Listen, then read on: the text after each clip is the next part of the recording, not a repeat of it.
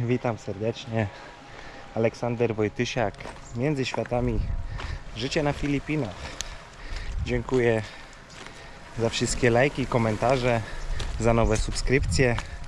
Dzisiaj jest u nas niedziela.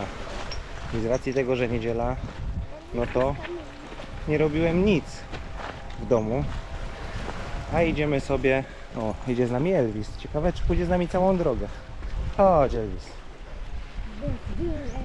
A my idziemy w jedno miejsce, sekretne miejsce, w którym nie ma zbyt wielu turystów.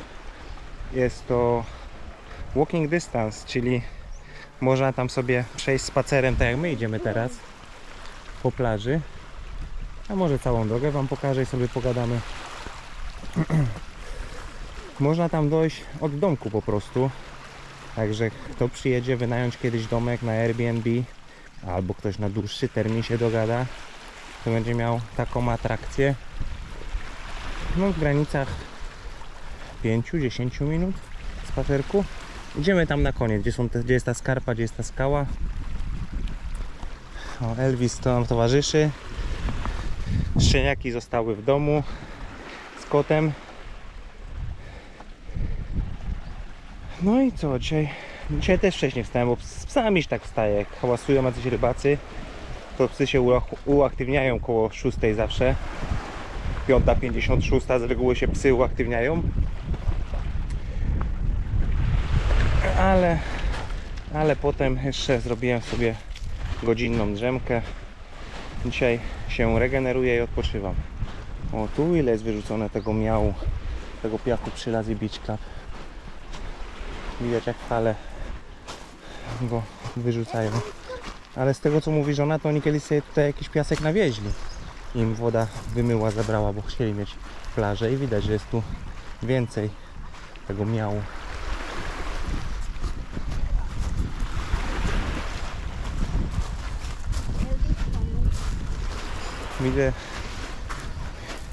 Widzę, że jedna z osób, jeżeli się mylę, to przepraszam, Ewa Izabela, podsunęła mój kanał, moją dziką twórczość do Michała Dudkowskiego na live'ie i przeklikałem to. Mówię, nie mam czasu oglądać innych ludzi, co żyją na Filipinach, no bo jak się pracuje, montuję dla was vlogi i jeszcze inne rzeczy się robi na miejscu, gdzieś tam się pojedzie, coś się zobaczy, no to nie ma na to czasu. Nie ma na to czasu, żeby oglądać innych ludzi, ale wczorajszy live Michała Dudkowskiego obejrzałem z ciekawością, co tam, czy oglądał, co powiedział. Widziałem, że miał trochę pytań odnośnie budownictwa, no ale generalnie wnioski były pozytywne. Napisałem też odpowiedź do Michała bezpośrednio pod jego filmem, także myślę, że rozwiałem wszelkie wątpliwości, no bo się Michał zastanawiał, czemu nie murujemy domu.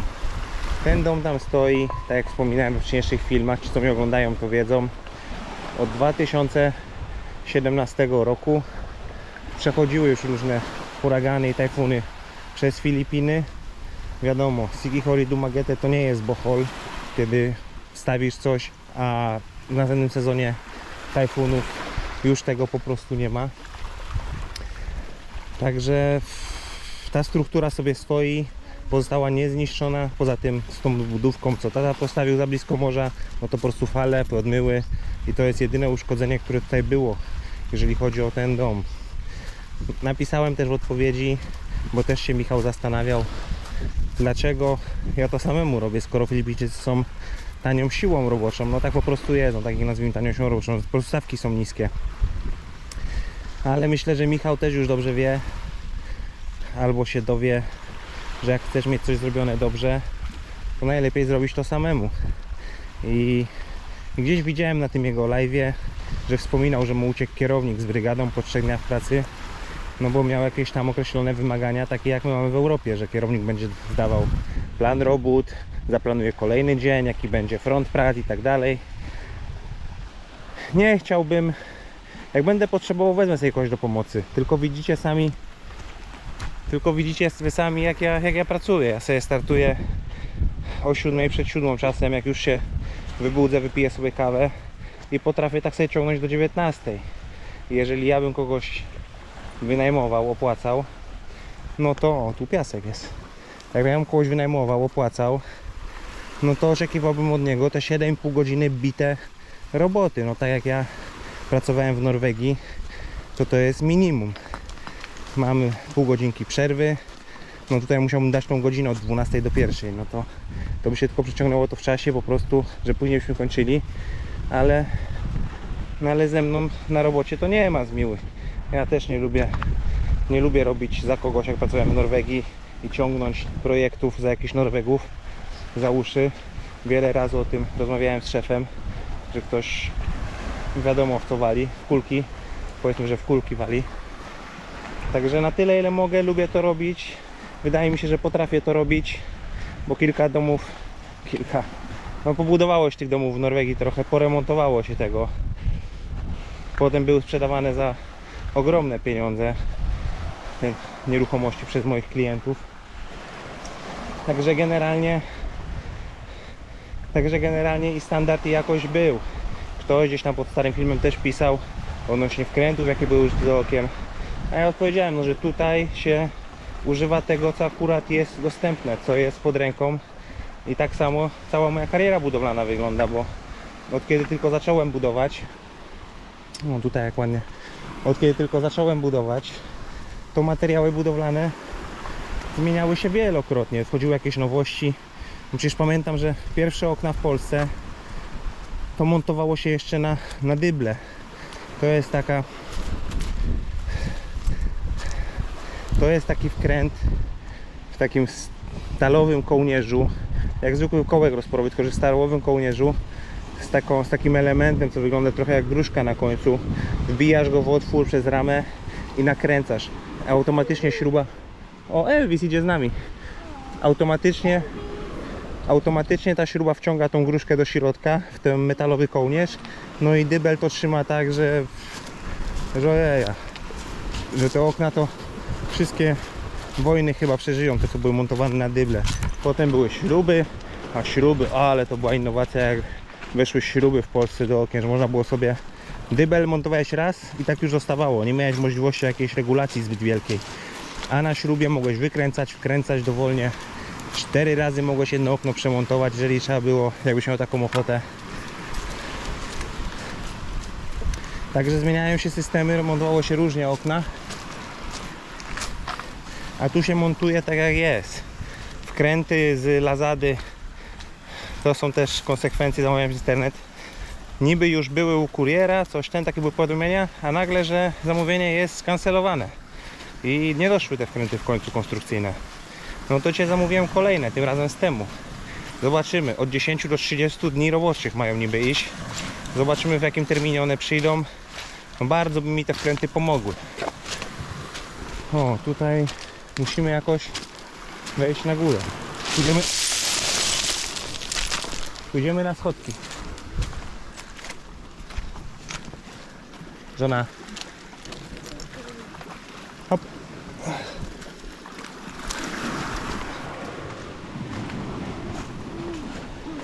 Tu, proszę Państwa, jest w starych czasach, w jakichś tam dawnych czasach, tu była strażnica, której Barangay opłacał strażnika, który sobie tutaj siedział całą dobę. Co tutaj pozostało? Trochę śmieci, nie wygląda to jeszcze najgorzej, trzeba było zrobić nowy dach, ale murowana konstrukcja, jealousy window, jealousy glass. This is like the lighthouse we watch. I on tutaj siedział i patrzył, bo tutaj było taki ala rezerwat dla ryb, że tutaj nie wolno łowić ryb na tym kawałku, żeby małe ryby miały jakieś swoje miejsce, że nikt po prostu nie zawraca gitary, a jak tylko ktoś chciałby tam łowić, no to miałby problem właśnie z tym strażnikiem. What is there? Secret Sikihor? Yeah. Ah, so they developed this place more. They make a stairs. Did they make it? Ah, this one. Yeah. Aha, czyli ludzie to kupili, ten Sikihor Secret i trochę tutaj porobili. Także to miejsce już nie jest takie nieznane, jak było jeszcze półtora roku temu. Pół roku temu, jak żona mi to pokazywała, to mówiła, że ona tutaj przyjeżdża że jak była u babci właśnie na wakacjach czy coś, to sobie tutaj przychodzili i nikt o tym miejscu nie wiedział. A teraz już widocznie zaczyna to miejsce też być trochę bardziej popularne. O, Elvis idzie z nami cały czas. Takie formacje skalne, chyba wulkaniczne.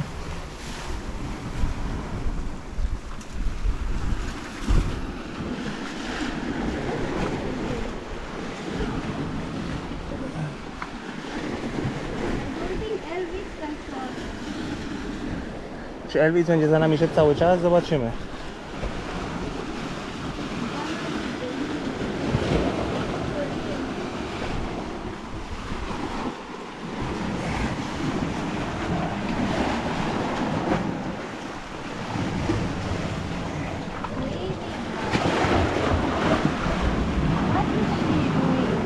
Elvis is there. Elvis został z tyłu.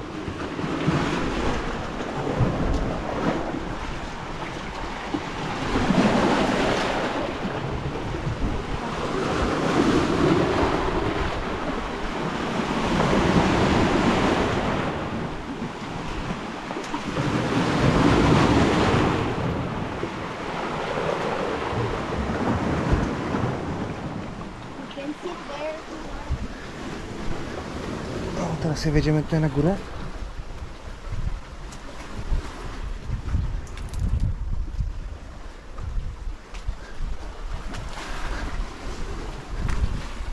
Elvis!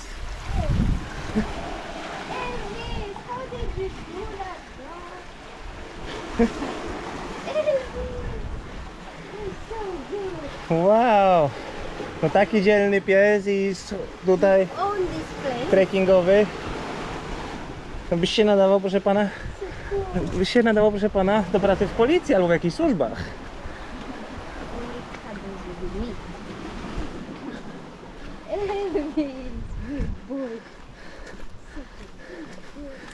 A, wracając do Michała Dudkowskiego.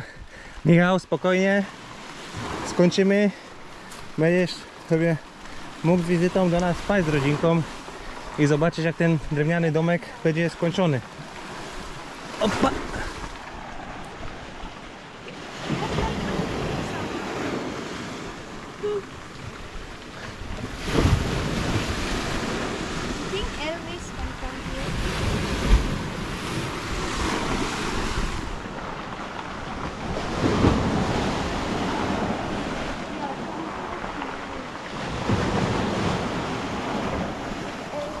O. Także mamy prywatnego ochroniarza Elvisa. Yes, of course. He's a bodyguard.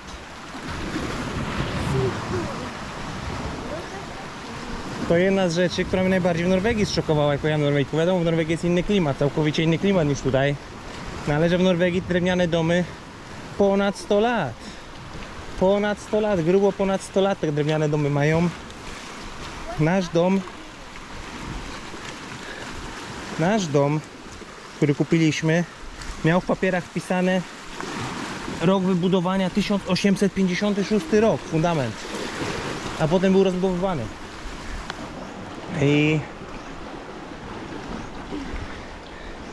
I takich domów we Fredrikstad, nie licząc już nawet Starego Miasta we Fredrikstad, które jest na światowej listce dziedzictwa UNESCO, bo jest najlepiej zachowaną starówką w Norwegii albo w Europie, jedną z najlepiej, bo nigdy nie była bombardowana, nic. Co, będziesz też pływał z nami?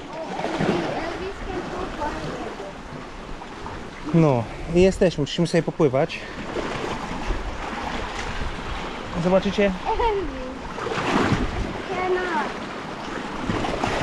Zobaczycie we vlogu, ile to zajęło czasu, żeby tutaj dojść. Ale dzisiaj są tu dość duże fale. Tam jest taki fajny, płytki, naturalny basen.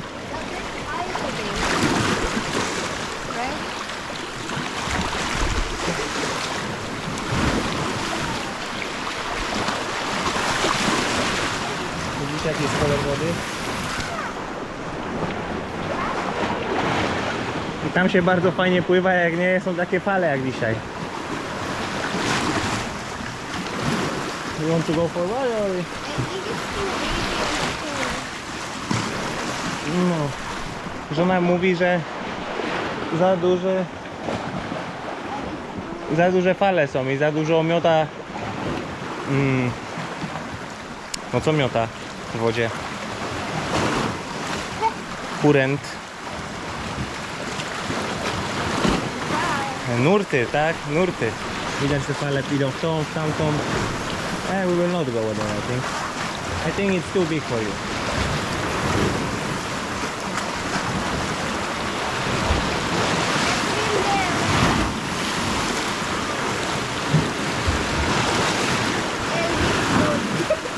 Także to Elvis wyciągnięty. A w ogóle jak zwróćcie uwagę na umaszczenie Elvisa, to widać na nim te pręgi takie ciemne. I tutaj na Cikikorze mówi się, że to są witch dogi, że on jest z krzyżówką z witch dogiem, bo witch dogi, jak wam pokażę witch doga, no to typowo wyglądają właśnie takie wpaski.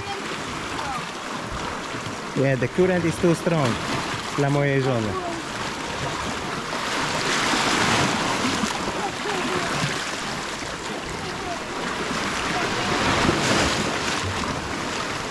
To sobie nie popływamy tutaj, popływamy sobie pod domem.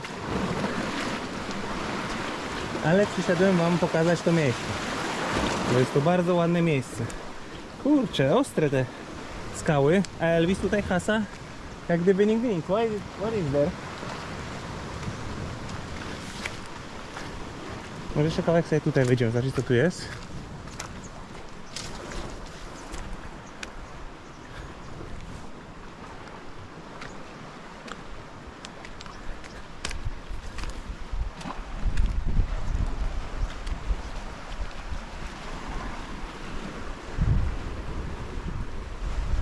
O, widzicie łódkę? I za łódką jest nasz domek. Tam widać jest ten murowany dom z zielonym dachem, kościół przed nim z czerwonym dachem i nasz dom wcześniej.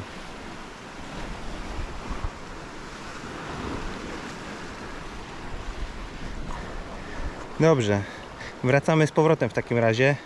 No ale i tak pokazałem wam coś. Wzięliśmy sobie sprzęt w plecaku do nurkowania. Myśleliśmy, że będzie tutaj jak ostatnim razem lustro, gładka powierzchnia, tafla wody, no ale dzisiaj nie jest, także trzeba obserwować, bo u nas pod domem generalnie nie ma fal, no ale jako, że to już jest wystawione tam gdzieś na drugą stronę, to stamtąd te fale tutaj wchodzą i innym razem po prostu tutaj popływamy. Tutaj też kolorowe rybki w wodzie. Fajnie tutaj jest, naprawdę fajnie. I fajne też miejsce, żeby sobie z rodziną, ze znajomymi tutaj przyjść, normalnie napalić ognisko. Można się przecież napić piwa, tylko warzyw, pozbierać są wszystkie śmieci, bo śmieci tutaj nie ma tak dużo. Są jakieś, ale nie tak dużo.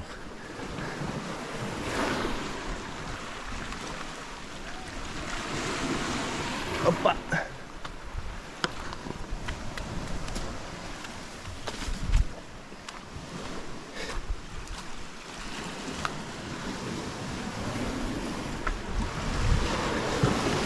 But I think there was a pathway here. There was a pathway here last year. We didn't need to go down, I think. Imagine how deep was it before here in the old times. Signs of water. Może się zgubimy. Będziemy musieli zaraz wracać.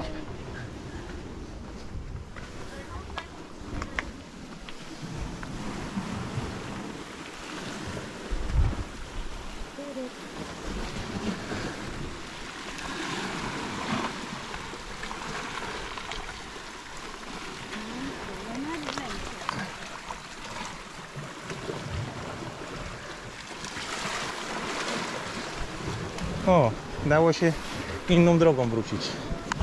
Ciekawe, czy Elvis za nami podąży.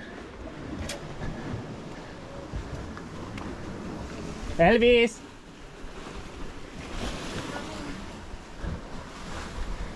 Look at these small stones that thrown by the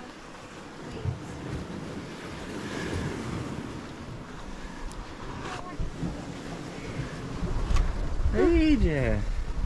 Idzie nasz ochroniarz. Bardzo miło, że całą drogę Difficult, but bardzo miło, że nam całą drogę towarzyszy. Widzicie? Wystarczy tylko pokazać trochę serca, dać mu jedzenie 2 razy dziennie i nie dość, że opiekuje się naszymi szczeniakami, to sobie chodzi z nami, pilnuje. Do kota też jest całkowicie neutralny. Jak go zobaczył, to tylko tego wykresasz takie, o, bo on ma taki specyficzny uśmiech swój. Ale w ogóle zaczął się uśmiechać Elvis. Zaczął się uśmiechać. Daje się normalnie głaskać mojej żonie, bo go karmi. A nawet wczoraj normalnie łapą ją zaczepiał, żeby więcej go gdzieś tam potargała. Pierwszy raz. Teraz wrócimy sobie nie plażą, tylko aleją palmową.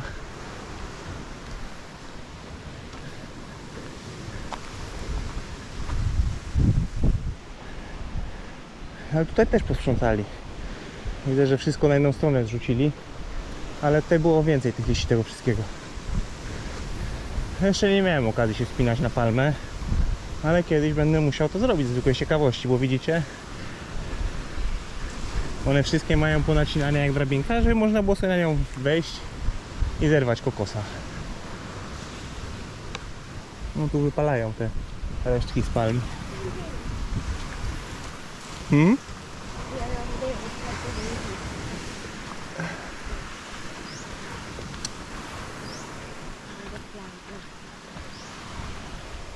Here, boy. Good boy. Gdzieś zgubiłem wątek.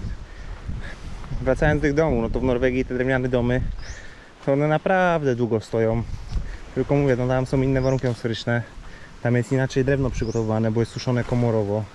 A jak to drewno wysuszysz komorowo, to ona ma całkowicie inne właściwości. Nie są nim insekty zainteresowane. Poza tym są krawędzie heblowane. Nie jest to drewno typowo o przekroju prostokąta czy tam kwadratu, w zależności co tam sobie zapiesz w rękę. Więc ciężej takie drewno pali. Wystarczy taka jedna mała różnica, że nie ma tych narożników i już takie drewno się ciężej pali. Tutaj ten remont, który robimy, jeżeli minimum 10-15 lat, już powyżej 10 lat będę zadowolony. Od teraz, licząc 10 lat po remoncie, byłbym bardzo zadowolony, jeżeli by to działało, dawało dobry komfort życia i zarabiało pieniądze. Bo cel tego domku jest taki, This is a big coral in the old time.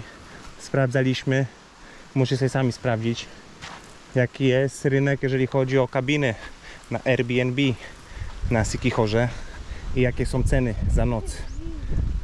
No to z tego, co mi się wydaje, z tego, co ja sprawdzałem, ale to mi się wydaje, weekend, ale to mi się wydaje, no to nasz dom będzie jednym z większych do wynajęcia, że będzie można naprawdę dużą ekipą sobie przyjechać. Będzie w bardzo dobrym standardzie. Także cena za jedną dobę. A są, Driftwood is better than coconut. Wow, this one is a big one. to cena. To cena za dobę będzie też zacna. Ale to też w przyszłości wam powiem, jak już będzie domek wynajęty pierwszy raz, bo jeszcze nie wiem, czy będzie wynajmowany jako typowy Airbnb. Jest tutaj osoba, która będzie mogła tego pilnować i zadbać jako host. Czy wynajmiemy go po prostu długoterminowo, to zależy, jak będzie jakaś fajna oferta na długoterminowy wynajem, to wynajmiemy go długoterminowo, a jak nie, to na Airbnb i też na pewno będziemy mieli dużo chętnych, bo tutaj w Lazy Beach Club wszystko jest zabukowane, tak jak mówiłem wam, już do czerwca. Tutaj coraz więcej płetwonurków, ta kabina też będzie, ten dom też będzie jako miejsce przyjazne płetwonurkom, właśnie, że blisko plaża, można samochodem podjechać pod sam dom, spod samego domu do linii wody jest 10-15 metrów, także myślę, że to miejsce będzie bardzo popularne. No i widzicie, tam jest skała, nie ma nic, tutaj nie ma nic, tu się zaczyna Lazy Beach Club. Lazy Beach Club się kończy, jest parking tych kilku łódek, jest nasza kabina, a potem zaczyna się ten mur morski i domy cioci i tak dalej. Także nie ma tutaj na tym kawałku wybrzeża zbyt wiele miejsca, żeby coś jeszcze więcej mogło się rozwinąć dla tych nurków, żeby dać im jakieś możliwości Niektórzy parkują tam pod domem cioci, na tym murze morskim, na drodze i schodzą po schodach tym murem morskim do wody. No ale możemy mieć tutaj najlepsze miejsce dla płetwonurków na tym kawałku wybrzeża, bo Lazy Beach Club jest prywatne. Seems like dark. Hold it. It's so light. No, chyba skała wulkaniczna taka lekka, Yeah, jakby napompowana w środku z otworami. Bardzo lekkie. a lot.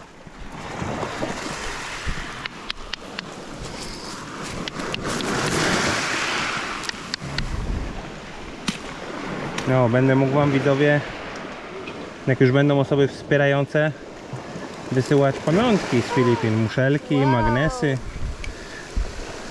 Cool. co sobie ktoś zażyczy. Kawałek koralowca.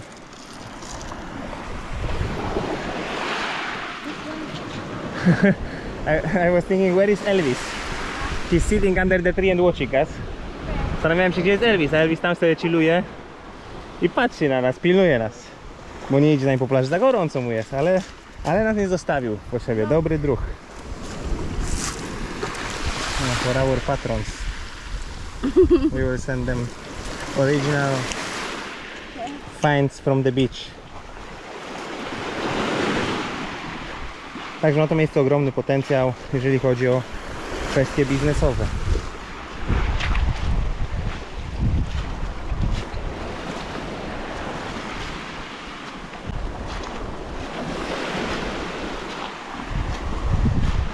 Dobrze, wracamy w kierunku naszego domu. Wykąpiemy się pewnie jeszcze po drodze, ale to może już nawet pod domem, bo zrzucimy wtedy plecak. Elvis idzie z nami. Tutaj jeżeli chodzi o Lazy Beach Club, jeszcze mogę powiedzieć, że tu są domy w większości murowane, chociaż dachy są z drewnianą konstrukcją, drewniana konstrukcja dachu, kropki i tak dalej. Cały bar, to miejsce główne, serce tego miejsca jest całkowicie drewniane i bambusowe i to też nie było ryte przez żadne tajfuny, ani nic takiego. Także przesadnie się tym nie martwimy, nie przejmujemy, bo nie mamy ku temu podstaw. Nie mamy ku temu podstaw, żeby się tym martwić i przejmować. No a jeżeli coś by się kiedyś w przyszłości stało, to się w przyszłości stanie i na pewne rzeczy nie masz wpływu. No co zrobisz? Nic nie zrobisz.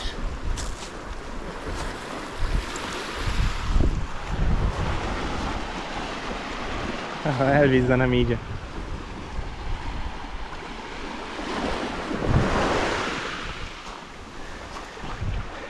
Idziemy popływać i zaraz do Was wracam.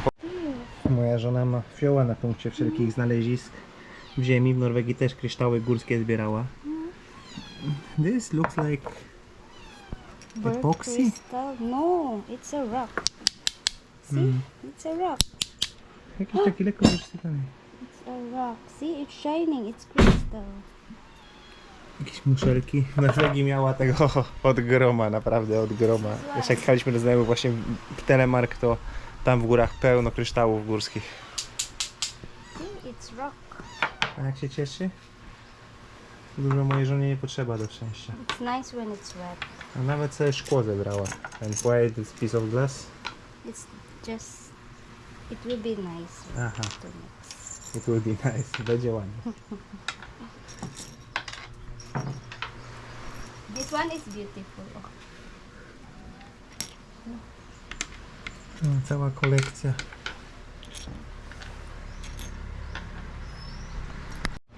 I skończyłem ujęcia, że ona mówi: i nie pokazałeś im tej pięknej rzeczy. Wygląda jakaś duża muszla kiedyś była. I'm gonna make a I jest bardzo oszlifowana przez wodę i kamienie. Ale bardzo ciężkie to jest jak na swój mały, niewielki wymiar. Mówi, że będzie coś z tego robić. Będziemy szlifować, ale będzie coś z tego robić. good job. Pora na żywienie. Elvis. Jeszcze dla naszego towarzystwa podróży. Where's Elvis? Elvis! No. It's not our baby. No, dostał wodę. Boy.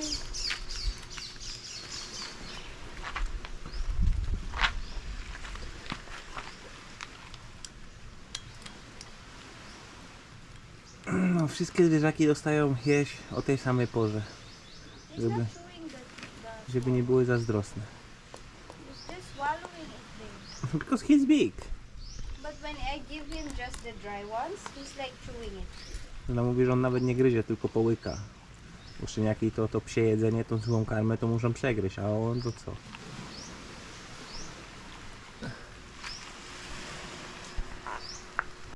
Te co się dzieje? Jedno, drugie. A pani wchodzi do miski. Specjalną miskę jej kupiliśmy, taką ciężka jest ta miska. Bo właśnie ma tendencję, żeby włazić do środka i przewracała miski. He's putting his feet inside. He's Psiaki got, dostały ryż z suchym jedzeniem, a he's got kotek a dostał, special tuna, his own package. a kotek dostał psie jedzenie zmieszane, widzę, z ryżem. And dry food also? Yeah, and his I own jeszcze z suchym jedzeniem, czyli She is tuńczyk. a princess. żona mówi, że księżniczka, specjalne traktowanie. Tuńczyk z ryżem i z suchą karmą dla kota zmieszane. Smakuje pani? Dobrze, chcąc, nie chcąc, co trzeba dzisiaj było zrobić. O, tu żona kopie. Dig! Opiera się o szpadel.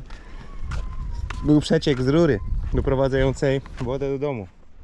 Prawdopodobnie większa część tej wody, tu jeszcze widzę z innej rury kapie, ale robimy swoją.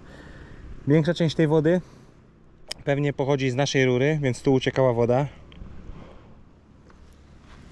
Nie było tutaj złączki na rurze. Ja myślałem, żeby zrobić złączkę, ale zrobiłem tak, jak żona chciała. No także to, o czym wam mówię, ten środek S-Blue, widzicie na mojej dłoni. I czytałem w internecie, pytałem nawet ChatGPT, no to on właśnie działa na takiej zasadzie, jak mi się wydawało, że on topi rury i zespaja je ze sobą po prostu na dobre, na stałe. Także damy mu chwilę, żeby przeschło i zobaczymy, czy to działa. Tam jest dosłownie mała dziurka, przez którą duże ciśnienie uciekało i robiło to, co robiło.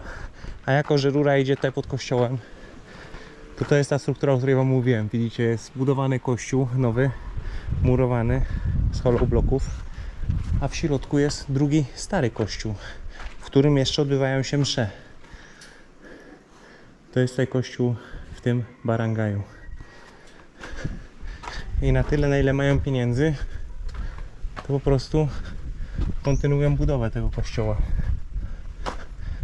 Tutaj jest miejsce do palenia świeczek, bo na Filipinach właśnie palą te świeczki w intencji. Także kiedyś będzie tu większy, ładny kościół, ale kiedy ciężko to powiedzieć, bo byłem tutaj na wakacjach te 1,5 roku temu i od tamtej pory nie ma tu jakiegoś bardzo dużego progresu. Kolejna ładna muszelka. No, żona to by się nadawała do pracy na budowę, bo szpadel się opiera jak dobry, prawdziwy fachowiec. Co nie?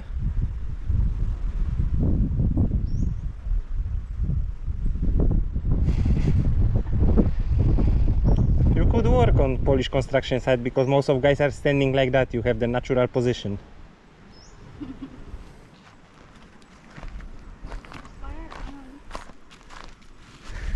No tutaj widzicie? Kapie z tych dwóch rurek pozostałych, ale zaraz zobaczymy, czy z naszej jeszcze będzie kapało. Przesmarowałem rurkę, przesmarowałem tą nakładkę z kolejnej rury PCV, którą naciąłem trochę, żeby dało się na nią na wklik założyć i mam szczerą nadzieję, że za chwilę się zwulkanizują i nie będzie już tego problemu tutaj. Chciałem to robić inaczej, chciałem po prostu wyciąć ten kawałek zepsuty i zrobić złączkę, ale żona chciała, żeby zrobić tak, więc zrobimy tak. Jak będzie działało, to będzie działało. No i dobrze. Dobrze, wydaje mi się, że mamy sprawę załatwioną. Nic nie kapie z tej złączki, którą nałożyliśmy. Włączyliśmy wodę, podszedłem do licznika, wiecie, nie kręci się zegar, także rura trzyma ciśnienie. Idąc do sklepu znalazłem inny przeciek, ale sprawdziliśmy tą rurę, zamknęliśmy zawór a ona dalej ciekła, czyli to już nie jest nasza rura, to nie jest nasz problem. Nasza rura jest w porządku i powinno być teraz w porządku z wodą, bo przyszedł do nas rachunek ciut większy niż ten, który powinien być. Ale wydaje mi się, że teraz już mamy to z głowy. Ścinałem papaję i zobaczcie co na liściu. Pierwszy raz widzę na żywo. Na żywo w naturze. Modliszka. Bahaya. Przeszła do ataku. Na bahaya. Zobaczyła lampkę i przeszła do ataku. No. No i to by było na tyle, jeżeli chodzi o niedzielę. Niestety nie udało się wykąpać w tym super miejscu, ale to jeszcze będzie niejedna okazja. Jeszcze mogę wam pokazać z wieczora w ogrodzie. Po co mi te lampki z Hinte na sznurku? Dzisiaj sobie jedno drzewo na próbę obłożyłem i tak się niektóre drzewa tutaj poobkłada. Też zawsze będzie przyjemniej. Dziękuję wam za wszystkie komentarze, za wszystkie lajki. Witam wszystkich nowych subskrybentów i osoby, które zdecydowały się subskrybować, ale cały czas. Jeszcze ponad 50% ludzi, 5 na 10 ogląda i nie subskrybuje. Także proszę o wciśnięcie tego czerwonego przyciska, dzwoneczka i codziennie będziecie mieli okazję zobaczyć, co ciekawego dzieje się w moim życiu, w życiu na Filipinach. Pozdrawiam was serdecznie. Aleksander Wojtysiak, Między Światami. Życie na Filipinach i do zobaczenia jutro. Na razie.